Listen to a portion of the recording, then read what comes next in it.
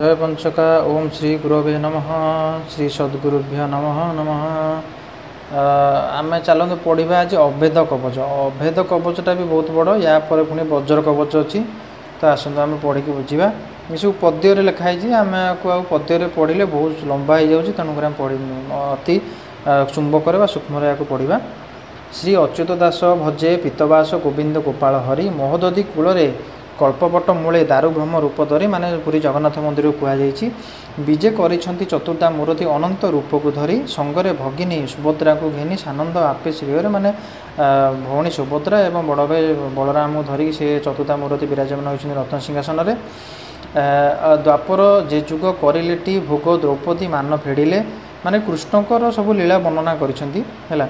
गोपालंक संगे गोपे लीला रंगे नाना रसरे खेलिले द्वापर कथा।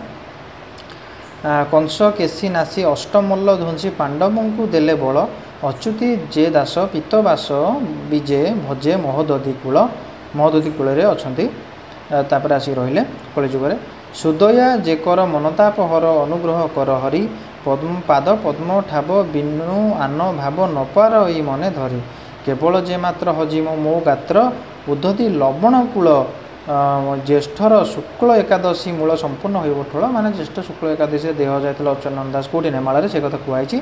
नेमाल जे ग्राम पद्म वन धाम चित्रपोला नदी तीर अच्युति दासर एतक मानस लुचिब देह मोर से कथा से कहते। पद्म वन मध्य देह मो हजिब करी अच्छी बड़ आस पद्म वन में देह हजिब बोली से कथा कही।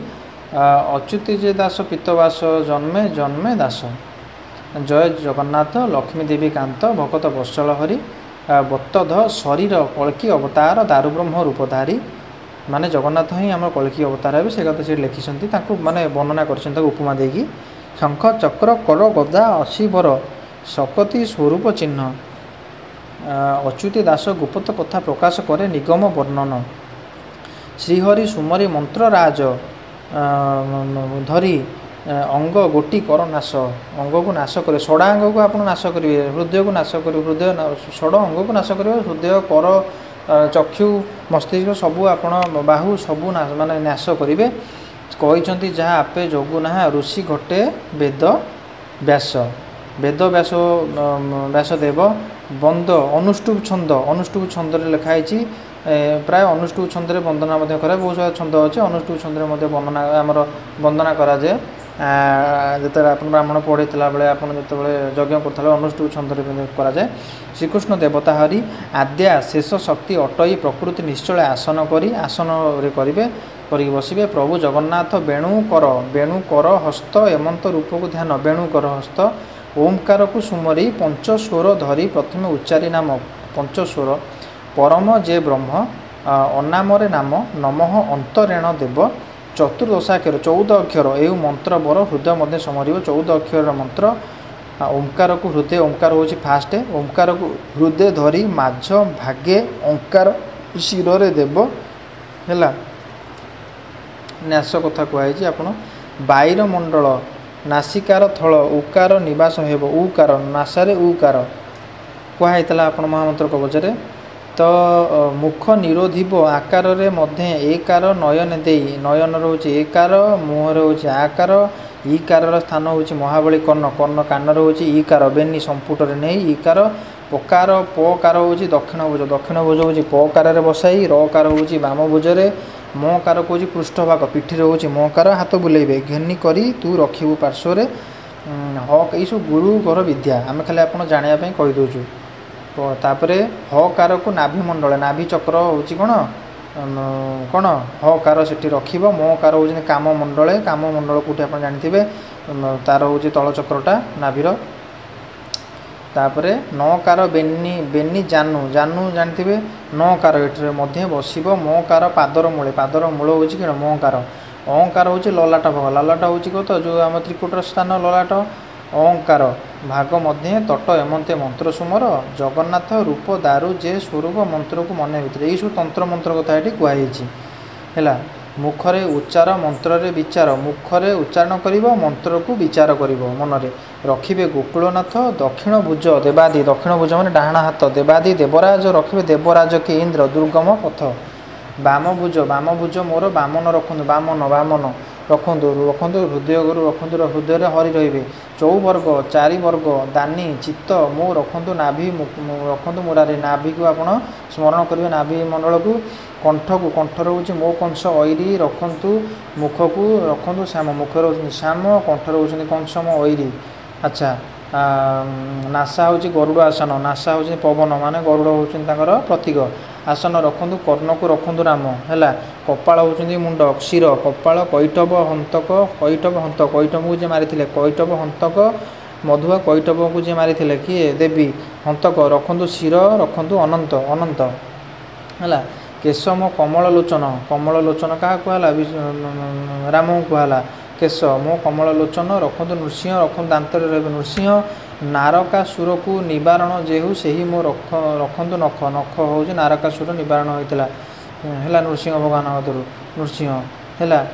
ତାପରେ ଅନ୍ତର୍ଯାମୀ ବୋଲି ନାମ ଗୋଟି ସେହି ମୋ ରଖିବେ ପାଖ ଶ୍ରୀକୃଷ୍ଣ ରସନା ନିଶ୍ଚଳ ରଖିବେ ମୁକୁନ୍ଦ ରଖିବେ ମନ। ଚିତ୍ତକୁ ଚଞ୍ଚଳା ଚିତ୍ତ ହେଉଛି ଚଞ୍ଚଳ ମନ ହେଉଛି ପବନ ମନ ହେଉଛି ଚଞ୍ଚଳ। ପତି ମୋ ରଖନ୍ତୁ ଜାନୁକୁ ବିଶ୍ୱକେଶନ ଆଣ୍ଠୁକୁ ବୈକୁଣ୍ଠ ମୋହର ଆଣ୍ଠୁ ହେଉଛି ଆମର ବୈକୁଣ୍ଠ ମୋହର ରଖନ୍ତୁ କଟି ହେଉଛି କ'ଣ ଅଣ୍ଟା ରଖ ହେଉଛି କଳ୍ପତରୁ ହେଉଛି କିଏ ଆମର କଟି ଅଣ୍ଟା। ପାଦ ବେନି ଦୁଇଟା ପାଦ ପଦ୍ମନାଭ ମୋ ରଖିବେ ଦୁର୍ଗାକାନ୍ତ ଦୁର୍ଗମରୁ ଅଧଭାଗ ମୋର ଅଚ୍ୟୁତ ରଖନ୍ତୁ ଊର୍ଦ୍ଧ୍ୱେ ରଖ ମଧୁଭାରୀ।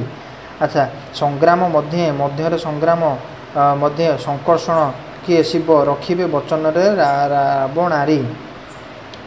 ରାବଣଙ୍କର ଅରି ହଁ। ଜଳର ମଧ୍ୟରେ ଜଗନ୍ନାଥ ରଖ ସ୍ଥଳରେ ରଖ ଚାପଧାରୀ। ଆଚ୍ଛା ଅଗ୍ନି ଭୟରୁ ଆଦିନାଥ ରଖିବ କେଶବ ବିଷ୍ଣୁ ନିବାରୀ କଷ୍ଟୁ ନିବାରୀ।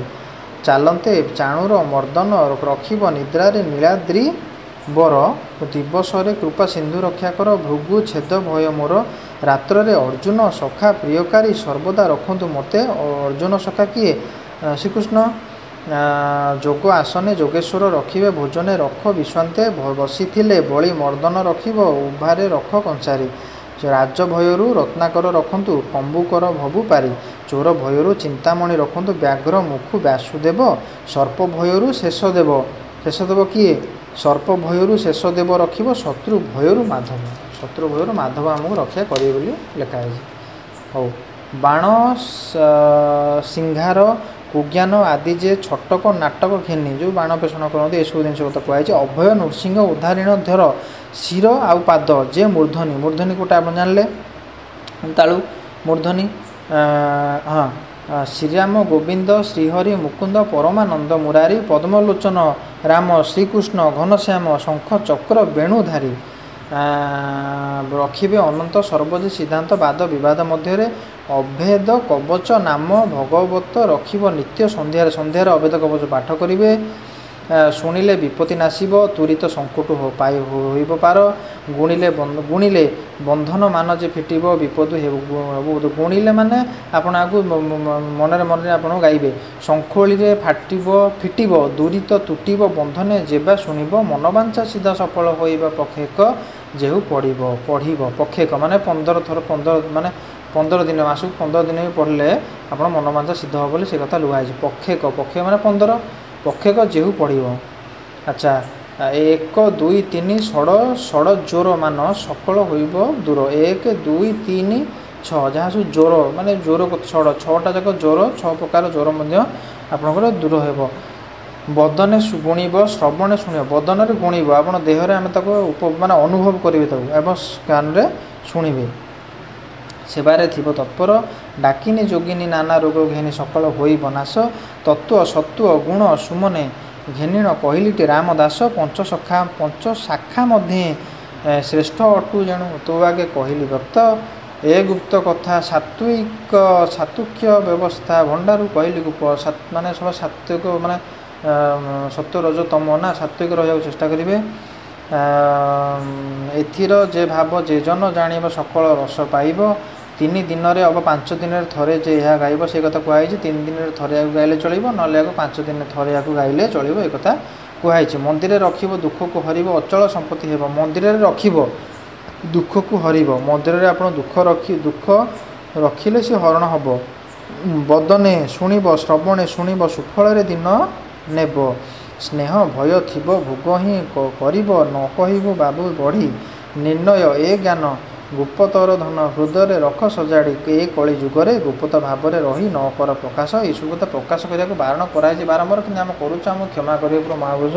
କିନ୍ତୁ ଆପଣଙ୍କ ଇଏକୁ ଆମେ ଚାରିଆଡ଼େ ଆପଣଙ୍କ ଏ ଯେଉଁ ସବୁ ଲେଖିଛନ୍ତି ସବୁ ଜିନିଷ ଆମେ ୟାକୁ ସର୍ବବିଦିତ କରିବାକୁ ଚାହୁଁଛୁ, ଯେ ସମସ୍ତେ ଜାଣନ୍ତୁ ଆମ ଉତ୍କଳର ଏତେ ବଡ଼ ମହିମା ପୁରୁଷ ମହାଜ୍ଞାନୀ ଯେମିତି ସବୁ ଲେଖି ଯାଇଛନ୍ତି, ଆମେ ତାକୁ ସମସ୍ତଙ୍କ ଆଗରେ ବାଣ୍ଟିବା, ସମସ୍ତଙ୍କୁ ଭଲରେ ରଖିବାକୁ ଚେଷ୍ଟା କରିବା। ସେଇ ସକାଶେ ଆମେ ଇଏ କରୁଛୁ। ଏକଳି ଯୁଗରେ ଗୁପ୍ତ ଭାବରେ ରହି ନ କର ପ୍ରକାଶ ବାଞ୍ଛିଲାର ଫଳ ହୋଇବ ସଫଳ ହେତୁକର ରାମଦାସ ଶ୍ରୀ ବିମ୍ବଧର ତେଣୁ ଶୋଭା କର ନମାମି କମଳାପତି ଅଭେଦ କବଚ ଭବରୁ ଉଦ୍ଧାର ଭଣିଲେ ଦିନ ଅଚ୍ୟୁତି କିଞ୍ଚିତରେ ଗତି କର ଶ୍ରୀପତି ଆନ ମୁହିଁ ନ ମାଗଇ ପାଦ ପଦ୍ମ ତହୁଁ ଆନ ଆଶା ନାହିଁ ଅଚ୍ୟୁତାନନ୍ଦ କହଇ ଇତିଶ୍ରୀ ଅଭେଦ କବଚ ସଦା ଜୟ ସମ୍ପୂର୍ଣ୍ଣ ଜୟ ଜଗନ୍ନାଥ ଜୟ ବଂଶର।